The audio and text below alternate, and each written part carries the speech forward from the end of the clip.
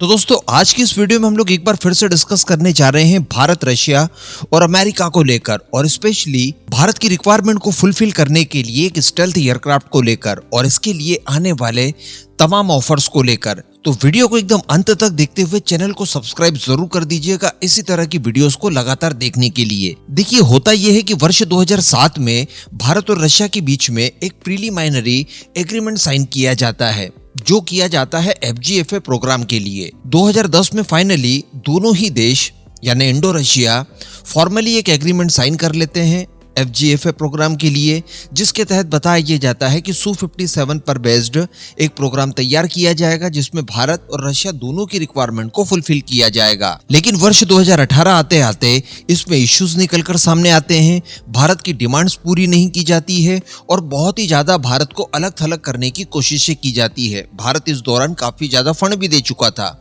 लेकिन इसके बावजूद रशिया द्वारा भारत की बातें नहीं मानी जा रही थी। इस वजह से 2018 में भारत इस प्रोग्राम से अलग हो गया। उसके बाद एमका परियोजना को भारत ने खुद के बूते आगे बढ़ाने की योजना बनाई। ये जो FGFA प्रोग्राम के तहत सुखोई 57 भारत के लिए भी तैयार किया जाना था। इस प्रोग्राम को पाकफा भी कहा जाता है। जैसे पाकदा नाम से आपने रशिया का स्टेल्थ बॉम्बर सुना होगा, जो कि अभी अंडर डेवलपमेंट है, इसी तरह से इसे पाकफा नाम दिया गया था। यहाँ पर दिक्कतें आ रही थी कि रशिया भारत को टेक्नोलॉजी के साथ साथ जो सोर्स कोड अनिवार्य होता है, जिसके बिना आप किसी भी फाइटर जेट में कोई भी अन्य डेवलपमेंट का काम नहीं कर सकते, वो देने से इनकार कर दिया था। अब इस बीच होता यह है कि आज की तारीखों में भारत द्वारा एमका परियोजना में काफी आगे बढ़ जाया जा चुका है।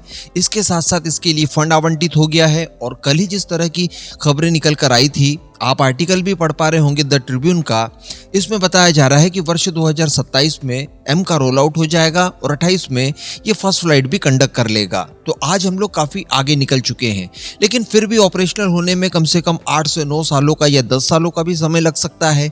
इस गैप को फुलफिल करने के लिए स्टेल्थ एयरक्राफ्ट हमें चाहिए। इस वजह से ट्रंप द्वारा रिसेंटली भारत को F-35 ऑफर किए गए। अब इस ऑफर के बाद में रशिया की नींद खुलती है कि यार हमारे हाथ तो कुछ नहीं आ रहा है, भारत हमारा दोस्त है, परमानेंट ग्राहक है, लंबे समय से है, लेकिन इसके बावजूद हमारी पास्ट में की गई गलतियों के चलते हमें वो एडवांटेज नहीं मिल पाया है। इस वजह से दोस्तों बताया ये जा रहा है कि रशिया द्वारा भारत को Su-57 को लेकर एक नए सिरे से ऑफर दिया गया है। दरअसल एरो इंडिया 2025 में ही रशिया की सरकारी कंपनियां, जिसमें रोसनबोरोन एक्सपोर्ट और यूनाइटेड एयरक्राफ्ट कॉरपोरेशन शामिल है, इन्होंने भारत को संपूर्ण स्वामित्व के साथ में Su-57E का ऑफर दिया है। जी हाँ, जिसमें ये लोग टेक्नोलॉजी ट्रांसफर वगैरह सारे प्रावधानों को शामिल करने जा रहे हैं। इसके अलावा इन्होंने यहाँ तक का ऑफर भारत को दे दिया है कि भारत अगर इस प्रोग्राम से जुड़ना चाहता है तो न केवल टेक्नोलॉजी ट्रांसफर दिया जाएगा, न केवल लोकल मैन्युफैक्चरिंग की जाएगी, बल्कि वो सारे सब सिस्टम्स जो कि भारत द्वारा लोकली तैयार किए गए हैं, संभवतः अपने खुद के एयरक्राफ्ट्स के लिए, उनका भी इस्तेमाल इसमें किया जा सकेगा। साथ में जो भारत की लोकल आर्मामेंट है उसका इस्तेमाल भी Su-57 में आप कर पाएंगे। इसके अलावा इन्होंने ये भी कहा है कि जो नासिक में HAL की फैसिलिटी है, जहां पर Su-30 MKI के निर्माण कार्य को किया गया था, 12 की संख्या में और ऑर्डर दिया है, तो वो भी वहीं बनने हैं। इसी फैसिलिटी में थोड़ा बहुत अगर परिवर्तन कर दिया जाता है, कुछ अपग्रेडेशन कर दिए जाते हैं, तो यहाँ पर Su-57 का निर्माण बहुत आसान हो जाएगा। इसके अलावा इन्होंने भारत की वही कमजोर नस पकड़ने की कोशिश की है, जिसके लिए हम लोग F-35 का ऑप्शन तलाशने की कोशिश कर रहे हैं। देखिए, भारत द्वारा क्या कहा गया था, जो कल की वीडियो में भी हम लोगों ने डिस्कस किया था, कि अगर भारत F-35 खरीदेगा भी तो गवर्नमेंट टू गवर्नमेंट डील के चलते बहुत ही लिमिटेड नंबर में खरीदेगा, और उसका उद्देश्य केवल ये होगा कि जब तक एमका नहीं आ जाता तब तक का गैप फुलफिल करने के लिए, उस विंडो को फुल करने के लिए भारत लिमिटेड नंबर में F-35 खरीद सकता है।